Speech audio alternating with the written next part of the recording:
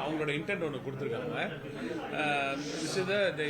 Confirm that they'll invest another 1,000 crores into Tamil Nadu. அதாவது Samsung நிறுவனத்தை பொறுத்தவரை முதலமைச்சர் அவர்கள் மீதும் இங்க இருக்கும் அந்த தொழில் சூழல் மீதும் அதையும் தாண்டி தொழிலாளர்கள் மீது எங்களுக்கு முழுமையான நம்பிக்கை உள்ளது. எங்களுக்கு இருந்த அந்த சச்சரவு எல்லாம் நீங்கி விட்டது. அதுல இஷ்யூ இல்லை. அங்க எதுவா இருந்தாலும் நாங்க எங்க தொழிலாளர்களுடன் நாங்க பேசி சரி பண்ணிக்கிறோம். நாங்க இந்த மாதிரி டேலண்ட் வேற மாநிலங்கள்ல கிடைப்பதில்லை. எனவே அந்த உற்பத்தியில் அவங்க வெறும் அந்த வளர்ச்சி தடையில்லாமல் சென்று கொண்டு இருக்கிறது. சமீபத்தில் நிறைய பேர் பொருளைகள் எல்லாம் கிளப்பி விட்டார்கள். சாம்சங் நிறுவனம் வேறு மாநிலத்துக்கு போகிறது என்றெல்லாம் போய்விட்டது என்றதெல்லாம் சொன்னார்கள். அதெல்லாம் அந்த பொய் பொருளிகள் எல்லாம் தவிடுபடியாக்கியிருக்கிறார்கள். 1000 கோடி ரூபாய் முதலீடை மேலும் தமிழ்நாட்டில் செய்ய போகிறார்கள். 3,400 3,500 நபர்களுக்கு அந்த வேலைவாய்ப்பை இன்க்ரீஸ் பண்ண போறாங்க. எனவே ஒரு 100 பேருக்கு எக்ஸ்ட்ராவாகவே வருது. இப்போ அவங்க ஏற்கனவே சொன்னதை விட இன்னும் தாண்டி 100 பேருக்கு எக்ஸ்ட்ராவா வேலைவாய்ப்பையும் உருவாக்கி தருகிறோம் என்ற உத்தரவாதத்தை கொடுத்திருக்கிறார்கள். வெகு விரைவில் ஃபார்மலான MOU வெகு விரைவில் சைன் பண்ணும். செமிகண்டக்டர் டெல்லி குஜராத்துக்கு நிறுவனங்களை கொண்டு போயிருக்காங்க. அங்க அவங்க சுமூகமான ஒரு சூழல் அவங்களுக்கு இல்ல. விரைவில் முதலமைச்சர் ஒரு அறிவிப்பு வெளியிடுவாருன்னா சொல்லிருக்கீங்க. முதலமைச்சர் தான் அந்த அறிவிப்பு வெளியிடுவான்னு சொல்றேன். நான் சொல்றேன் நிச்சயமா முதலமைச்சர் தான் பண்ணுவாரு. முதலமைச்சர் தான் பண்ணுவாரு. அது நீங்க கொஞ்சம் காத்து இருக்கணும். ஏன்னா ஒரு மிக முக்கியமான ஒரு முடிவை எடுத்திருக்கிறோம். உங்களுக்கே நல்லா தெரியும், செமிகண்டக்டர் துறையில டேலண்ட் எல்லாம் தமிழ்நாட்டில் இருக்கு. தமிழ்நாட்டில் இத்தனை ஆண்டு கால திராவிட மாடல் ஆட்சியில் பெரியார், அண்ணா, கலைஞர் எல்லாம் வளர்த்தெடுத்த இந்த தமிழ்நாட்டில் ஒவ்வொரு அந்த டேலண்ட் இந்த இப்படிப்பட்ட படித்த நல்ல மெத்த படித்த இளைஞர்கள் கிடைப்பது மற்ற இடத்துலலாம் ரொம்ப கஷ்டம். தமிழ்நாட்டில் மட்டும்தான் செமிகண்டக்டர் ஃபேப்ல எல்லாம் ஒர்க் பண்ற அளவுக்கு நல்ல ஒரு டேலண்ட் கிடைக்குதுன்னா அது தமிழ்நாட்டில் மட்டும்தான் என்றது எல்லோரோட நம்பிக்கை, அனைத்து முதலீட்டாளர்களோட நம்பிக்கை. செமிகண்டக்டர் இண்டஸ்ட்ரியில் இருக்கவங்களுக்குலாம் நல்லா தெரியும். அதனாலதான் முதல்ல இங்க வராங்க. ஆனா இங்க PLI அந்த ஸ்கீம்ல அவங்களுக்கு ஒரு 50% ஒன்றிய அரசோட நிதி கிடைக்குது. அதனால அதை வாங்கறதுக்கு டெல்லி போகும்போது தான் அங்கெல்லாம் கொஞ்சம் வேலையெல்லாம் செய்து அவங்களுக்கு மற்ற இடத்துக்கு கூட்டு போறாங்க. அது அவங்க ஊருக்கு செய்யணும்னு ஆசைப்படுறாங்க, பண்றாங்க. அதான் நான் சொன்ன பேரவையில் கூட அதான் சொன்னேன். எத்தனை தடக்கற்கள் வந்தாலும் அதையெல்லாம் தகர்த்தெறிந்து நிச்சயமாக திராவிட நாயகன் அவர்கள் தமிழ்நாட்டை ஒரு செமிகண்டக்டர் கேபிட்டலாக நிச்சயமாக மாற்றுவார். அதைத்தான் அமெரிக்காவுக்கு சென்று செமிகண்டக்டர் என்டையர் வேல்யூ செயினை நம்ம தோறோம். நம்ம அவங்க மாதிரி வெறும் ஃபேப் மட்டும் போல அது நிறைய அதுக்கு தண்ணியும் இதெல்லாம் தேவைப்படும். இருந்தாலும் அதை எடுத்துட்டு வரோம். பட் என்ன சைஸ்ல எடுத்துட்டு வரோன்றது இருக்கு. ஆனா என்டையர் வேல்யூ செயின், மொத்த வேல்யூ செயினையும் திராவிட நாயகன் அவர்கள் பார்க்கிறார். அதனால்தான் செமிகண்டக்டர் செய்வதற்கான எக்யூப்மெண்ட் தேவைப்படுது இல்லையா? செமிகண்டக்டர் செய்யறதுக்கான எக்யூப்மெண்ட்டை இந்தியாவிலேயே முதல் முறையாக நமது கோவையில் இருக்கும் எஸ் நிறுவனம் தான் அதை வெளிநாட்டுகளுக்கு இப்ப முதல் முறையாக அந்த எக்யூப்மெண்ட்டை மேனுஃபேக்சர் பண்ணி இப்ப ஏற்றுமதி செய்திருக்காங்க. இது அமெரிக்காவுக்கு சென்று மாண்புமிகு திராவிட நாயகன் அவர்கள் கையெழுத்திட்ட அந்த ஒப்பந்தத்தின் மூலம் இந்த ஒரு பெரிய ஒரு ஸ்டெப் நம்மளுக்கு சாத்தியமாக இருக்கிறது. எனவே இதுவே ஒரு மிகப்பெரிய ஒரு வெற்றி. இந்திய அளவில் செமிகண்டக்டர் மேனுஃபேக்சரிங் எக்யூப்மெண்ட் எக்ஸ்போர்ட் ஆகிறது தமிழ்நாட்டில் இருந்தா முதல். இதே போல பல கட்ட முக்கிய இன்வெஸ்ட்மெண்ட்ஸ் செமிகண்டக்டர் டிசைன்லயும் வருது. இதுதான் ஃபுல் செயின்ற ஒரு கம்பெனி இப்ப திருச்சியில நீங்க பாத்துருக்கீங்க. சோ அவங்களுக்கு எல்லாம் பாத்தீங்கன்னா ஒரு இடம் தான் இருக்கு. குஜராத்லயோ இல்ல உத்தரப்பிரதேஷ்ல ஒரு 1-2 ஊர்கள் தான் இருக்கும். அங்க மட்டும் தான் கொண்டு போய் அவங்க எல்லாத்தையும் செய்ய முடியும். நம்ம தமிழ்நாட்டில் அப்படி கிடையாது. எங்க போனாலும் நீங்க எந்த கார்னருக்கு போனாலும் அங்க மிகப்பெரிய தொழில் வளர்ச்சியை கொண்டு சேர்த்திருக்கிறோம். அங்கேயும் டேலண்ட் கிடைக்கும். அந்த ஒரு பிளஸ் நம்ம தமிழ்நாட்டுக்கு இருக்கு. அதனால இப்ப திருச்சியிலையும் செமிகண்டக்டர் சார்ந்த விஷயங்கள் நடக்குது, கோவையிலையும் நடக்குது, சென்னையிலையும் நடக்குது. இது இன்னும் பரவலாக்கப்படும். ஆமா, அது இப்போ தாய்வானிய நிறுவனங்கள் இப்போ உங்களுக்கு நன்றாக தெரியும், ஜப்பானிய நிறுவனங்கள், அதை தொடர்ந்து கொரியன்ஸ் மிகப்பெரிய அளவில் தமிழ்நாட்டில் இருந்து வராங்க. இப்போ அடுத்த கட்டமாக தாய்வானீஸ் நிறைய பேர் தமிழ்நாட்டுக்கு சேர்ந்து கொண்டே இருக்கிறார்கள். உங்களுக்கு நன்றாக தெரியும், எலக்ட்ரானிக்ஸ் ஈகோ சிஸ்டம் மிகப்பெரிய அளவுக்கு வளர்ந்து கொண்டிருக்கிறது. அதை தாண்டி தோல் அல்லாத காலணிகள், ஸ்னீக்கர்ஸ்லாம் பண்றோம் இல்லையா? இப்போ நைக்கி, ஆடிடாஸ், இதெல்லாம் எல்லா ஸ்னீக்கர்ஸும் இப்போ நம்ம தமிழ்நாட்டில் தான் பண்ணிட்டு இருக்கோம். அந்த துறையிலேயே நிறைய தாய்வானீஸ் இன்வெஸ்ட்மெண்ட்ஸ் அதெல்லாம் தமிழ்நாட்டுக்கு வந்துட்டு இருக்கிறதுனால அவங்க ஒரு தாய்வான் கிளஸ்டரே எங்களுக்கு பண்ணி கொடுங்க அப்படின்ற மாதிரி கேட்டாங்க. எனவே அவர்களோட ஒரு அசோசியேஷனோட சேர்ந்து தாய்வானீஸ் இண்டஸ்ட்ரியல் கிளஸ்டர் ஒன்று தமிழ்நாட்டில் மிகப்பெரிய அளவில் நிச்சயமா செய்ய போறோம். அதுக்கான அறிவிப்பு தான் இன்னைக்கு வந்துச்சு.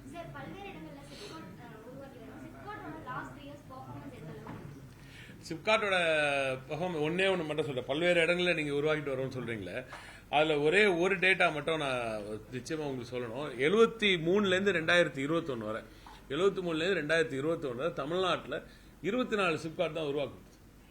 சரிங்களா? 2021 வரை 24 சிப்காட்டுகள். அதிலும் இந்த கடந்த 2011லேருந்து 21 வரைக்கும் 2 புது டிஸ்ட்ரிக்ட்லாம் பண்ணாங்க. இந்த பரவலாக்கப்பட்ட வளர்ச்சி மீது எவ்வளவு நம்பிக்கை வைத்திருந்தால் மன்மிகு திராவிட நாயகன் அவர்களின் ஆட்சி அமைப்பெற்றவுடன் இப்போ இந்த ஒரு 3-4 ஆண்டுகளில் மட்டுமே 30 புதிய சிப்காட்டுகளை அறிவித்திருக்கிறார்.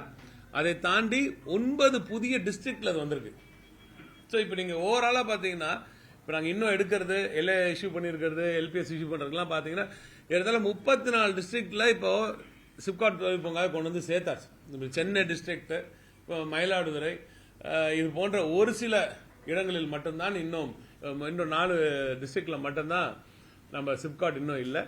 எனவே எங்கெல்லாம் முடியுமோ அங்கெல்லாம் புதிய தொழில் வளர்ச்சியை கொண்டு வந்து சேர்ப்பதற்காக மாண்புமிகு திராவிட நாயகன் அவர்கள் உழைத்துக் கொண்டிருக்கிறார். உங்களுக்கு அதுல இன்னொரு ஒரு இம்பார்ட்டன்டான ஒரு செய்தி இன்னைக்கு சொன்னோம். 48,000 சில்லற ஏக்கர் நிலத்தை எடுத்திருக்கோம்.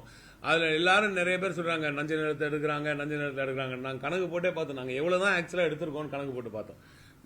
0.96% 1% கீழ் தான் நஞ்சை நிலங்களை எடுக்கிறோம். அதுவும் எப்ப எடுக்கிறோம்னா, வேற வழி இல்லாம 2 பெரிய பாக்கெட், இப்ப நான் அரசு புறம்போக்கு ஒரு சைடுல இன்னொரு பக்கத்துல அரசு புறம்போக்கு இருக்கு, இது ரெண்டுத்தையும் சேர்த்தா பெரிய யூனிட்டா பண்ணலாம் அப்படின்னும் போது அந்த வழித்தடத்துக்கோ இல்ல 2 சைடுல பட்டாதாரர் கொடுக்கறதுக்கு ரெடியா இருக்காங்க, ஒரு இடத்துல மட்டும் எடுக்க வேண்டியதா இருக்கு, இல்ல அவங்களதே நஞ்சை நிலமா இருக்கு அதில் நாங்க எடுத்துக்கலாம் பரவாயில்ல அவங்க கொடுக்கும்போது இப்படிப்பட்ட அசாதாரண சூழ்நிலைகள் தான் நஞ்சை நிலங்கள் சிப்காட்டுக்காக எடுக்கப்படுகிறது என்ற தகவலையும் இன்று கூறுகிறேன். தொழில்துறை வளர்ச்சிக்கு ஸ்கில்டு லேபர்ஸ் ரொம்ப இம்பார்ட்டன்ட். பாலிடெக்னிக் காலேஜஸ்ல தமிழ்நாட்டில் பிரைவேட்லயோ கவர்மெண்ட் காலேஜஸ்லயோ மாணவர் சேர்க்கை ரொம்ப குறைஞ்சிருக்கு. இது நீங்க எப்படி அதை நீங்க ரொம்ப ரொம்ப கரெக்டான கேள்வி இருந்தாலும் சரியான நேரத்தில் கேட்டீங்க. இன்னைக்கு நம்ம வின்ஃபாஸ்ட் பத்தி பேசியிருந்தோம் சட்டமன்றத்தில். நீங்க கேட்டீங்களா தெரியல. வின்ஃபாஸ்ட் நிறுவனம் தமிழ்நாட்டுக்கு வர்றது எவ்வளவு பெரிய, நம்ம எப்படி போராடி அதை கொண்டு வந்தோம் உங்களுக்கு தெரியும். வேற மாநிலத்துக்கு போக வேண்டியது, கடைசி ஒரு 3-4 வேளையில மாண்புமிகு முதலமைச்சர் கொடுத்த அந்த உற்சாகத்துல நேரா போனோம், பேசணும், முடிச்சு கூட்டிட்டு வந்துட்டோம். எல்லாம் கூட்டிட்டு வந்த நிறுவனத்தை மிகப்பெரிய தொழிற்சாலை. ஆனா அவங்க வந்த பிறகு நாங்க கிரவுண்ட் பிரேக்கிங் செரமனி அப்போ, அடிக்கல் நாட்டு விழா அப்போ அவங்க சொல்றாங்க ஆட்கள் இங்க கிடைக்குமா தெரியல, நாங்க எப்படியும் மற்ற மாநிலங்கள்லாம் போகணும்னு நினைக்கிறேன், மற்ற பகுதிகளெல்லாம் தமிழ்நாட்டுக்குள்ளே மற்ற மாவட்டங்களுக்கெல்லாம் கூட போகணும்னு நினைக்கிறேன் அப்படின்னு சொல்லி அவங்க பேசினாங்க. சட்டுன்னு உடனே நானும் சரி மாண்புமிகு பாராளுமன்ற உறுப்பினர் கவிஞர் கனிமொழி அவர்களும் உடனடியாக சொன்ன, நீங்க தமிழ்நாட்டுக்கு பத்தி உங்களுக்கு இன்னும் தெரியல முழுசா, தமிழ்நாட்டில் மட்டும்தான் எங்கு சென்றாலும் நிச்சயமாக உங்களுக்கு தேவைப்படும் அளவை விட அதிக திறன் பெற்ற மாணவர்கள் கிடைப்பார்கள் என்று கூறி உடனடியாக மாண்புமிகு துணை முதலமைச்சர் அவர்களிடம் பேசி இந்த மாண்புமிகு மூலம் ட்ரெயின் பண்ண ஸ்டாஃப் எல்லாம் வச்சு அங்க இருக்கிற பாலிடெக்னிக் ஸ்டூடெண்ட்ஸை பிடிச்சி ஒரு 4 சுற்றுவட்டார பகுதியில் எல்லா தொகுதிகளிலும் ஆட்களை எடுத்து 344 பேரை செலக்ட் பண்ணி அதுல 304 பேர் அவங்களுக்கு இன்டர்வியூ ட்ரைனிங் வரைக்கும் கொடுத்தோம்.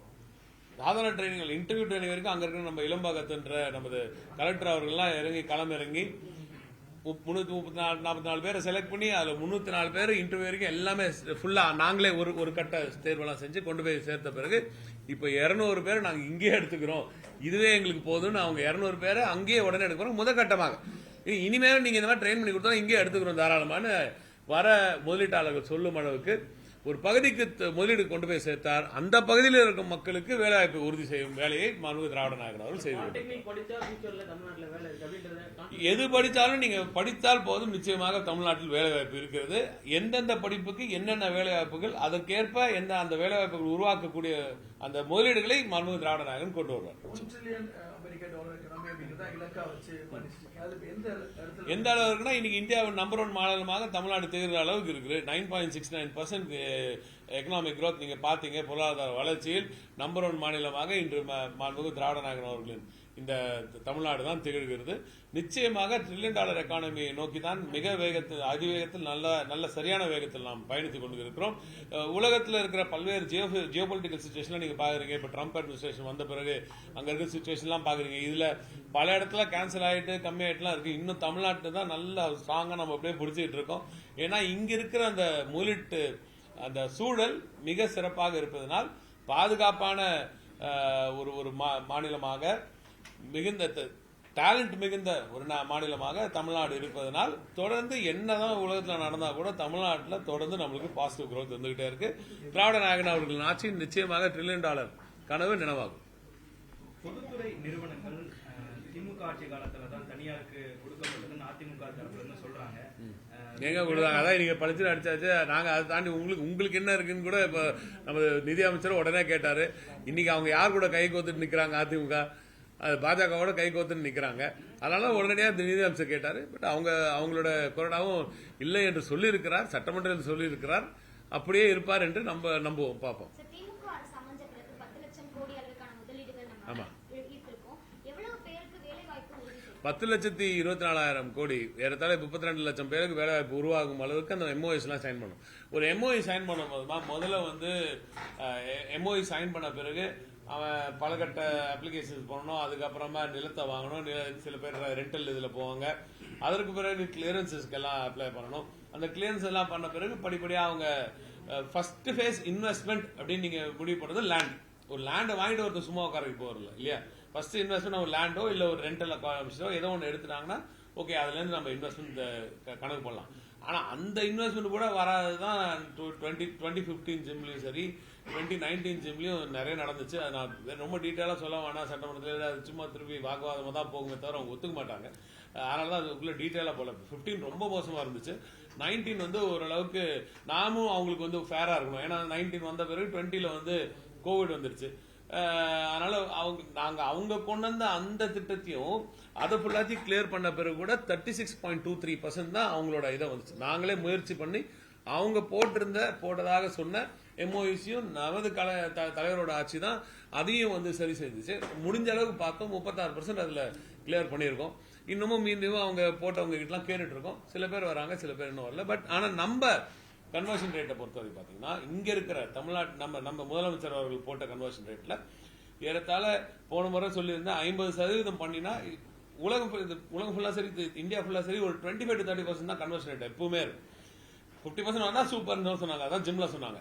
இப்ப நாங்களும் ஜிம்ல சொன்னோம் 50 இல்ல 60% நிச்சயமா ட்ரை பண்ணுவோம் சொன்னோம். அதை சென்ற ஆண்டே அதை அச்சீவ் பண்ணும். சென்ற ஆண்டே இதே மாதிரி நம்ம மானிய கோரிக்கையில நான் சொல்லியிருந்தேன். நான் போய் அது தலைவர்கிட்ட சொன்ன உடனே அவர் டக்குன்னு பாராட்டுறதை தாண்டி 70 எப்ப பண்ணுவேன்னு கேட்டார். அதனாலதான் இன்னைக்கு ரொம்ப ஓராண்டாக ரொம்ப கடினமாக முயற்சித்து இன்னைக்கு 72% இன்று எட்டி இருக்கிறோம். நிச்சயமா சொல்றேன், தலைவர் வந்து ஜிம்ல சொன்னாரு, ராஜா வந்து பாஸ் ஆயிட்டான் ஜிம் நடத்தி அப்படின்னு சொல்லி சொன்னாரு. பாஸ் மார்க் வாங்குற பசங்க தலைவரோட பிள்ளைங்கள்ல நாங்க நிச்சயமாக டிஸ்டிங்ஷன் வாங்குவோம். நிச்சயமா டிஸ்டிங்ஷன் வாங்குற அளவுக்கு 80% தாண்டுற அளவுக்கு உழைத்து நிச்சயமாக அந்த கன்வர்ஷன் ரேட்டை கொண்டு வந்து நிறுத்துவோம். ஏன்னா நம்ம சைன் பண்ணதெல்லாம் உண்மையா வர இது மட்டும் தயவு செஞ்சு நல்லா நோட் பண்ணுங்க. தமிழ்நாடு கவர்மெண்ட் வந்து இன்னைக்கு வந்து திராவிட நாயகன் அவர்களின் கவர்மெண்ட் ஒரு ஜாப்பனீஸ் ஸ்டைல இயங்கிட்டு இருக்கு. நாம சும்மா வரவங்க போறவங்க கிட்ட எல்லாம் கையெழுத்தெல்லாம் போடுறது. நாம உங்ககிட்ட ஊடக நம்பர்கிட்ட வந்து இன்னைக்கு 10,000 கோடி வாங்கிட்டோம், நாங்க 20,000 கோடி முதலீடு வாங்கிட்டோம் அப்படின்றலாம் சொல்றதுக்கெல்லாம் நாங்க பண்ணல. ஏன்னா ஒரு அது சரியா நிரூபிக்க வேண்டும், அது சரியாக இருக்க வேண்டும், அது வேலை வாய்ப்புகளாக மாற வேண்டும் என்றது தலைவர் ரொம்ப கிளியரா இருக்கு, முதலமைச்சர் ரொம்ப கிளியரா இருக்கு. அதனால முதலமைச்சர் அவர்கள்கிட்ட பணிபுரியும் நாங்கள் எங்களை போன்ற எல்லோரும் அவர்கிட்ட ஒரு வார்த்தையை சொல்லிட்டு அது நடக்கலன்னா நான் சரி அது மீடியா கிட்ட சொல்லிட்டு போயிடலாம் அப்படின்ற மாதிரிலாம் பண்ணவே முடியாது. ஏன்னா அவர்கிட்ட பதில் சொல்ல முடியாது நாங்க முதல்ல. அப்படிப்பட்ட ஒரு ஸ்ட்ரிக்ட் ஆபீசர் அவர். அதை பொறுத்த வரைக்கும் எனவே முதலமைச்சர் கிட்ட ஒரு விஷயத்தை சொன்னா நிச்சயமா நடந்தாகணும். தமிழ்நாடு கூட ஒரு எம்ஓயு சைன் பண்ணா அது நிச்சயமா நடக்கும். அதன் மூலம் அது கிட்ட நம்ம உறுதி செய்திருக்கும் அந்த இன்சென்டிவ் பேக்கேஜ் இருக்கு இல்லையா, இதுதான் எல்லா நிறுவனங்களுக்கும் முக்கியம். வேற எந்த மாநிலமும் இன்சென்டிவ் பேக்கேஜை சரியா கொடுக்கறதில்ல. நாம மட்டும் தான் சரியா கொடுக்குறோம். ஏன்னா நாம மட்டும் தான் முயன்றதை சொல்றோம். எங்களால இவ்வளவுதான் வான்னா வா அப்படின்றத சொல்றோம். ஏன்னா இங்க டேலண்ட் இருக்கு நம்மளுக்கு தெரியும். அவங்களுக்கு நம்ம தேவை. இந்த மாதிரி ஆட்கள் வேற எங்கேயும் கிடைக்க மாட்டாங்க. ஆகவே தான் நம்ம ரொம்ப இறங்கி போயெல்லாம் அவங்களுக்கு எல்லாம் பண்ண தேவையில்லை. நல்லா பிடித்து சரியான முறையில் எந்த இன்வெஸ்ட்மெண்ட் தேவையோ அதுவும் எங்க வருதோ, எங்க இப்ப வின்ஃபாஸ்ட் வந்து அங்க வரணும் அப்பனா ஓகே அப்படின்னு நாங்க சொல்லிதான் நாங்க இன்சென்டிவ் பேக்கேஜ் கொடுத்தோம். நீ வா தூத்துக்குடிக்கு வான்னு சொல்லு. தூத்துக்குடிக்கு வர பிறகு இப்ப பாருங்க தூத்துக்குடி திருநெல்வேலிலாம் எவ்வளவு பெரிய ஒரு பெரிய பூம் வரப்போது பாருங்க. எனவே இப்படி தேடி தேடி முதலீடுகளை கொண்டு வரும். வேலைவாய்ப்புகளை உறுதி செய்யப்படி பாத்தீங்கன்னா நீங்க இந்த ஏஎஸ்ஐ டேட்டா ஒன்று சொல்லியிருந்தா 27 லட்சம் பேர் இன்று நம்ம தொழிற்சாலைகளை வேலை செய்கிறார்கள். புதிய வேலைவாய்ப்புகளை பொறுத்தவரை பாத்தீங்கன்னா ஏறத்தாழ ஒரு 3 லட்சம் வேலைவாய்ப்புகளுக்கு ஏற்கனவே புதுசா வந்த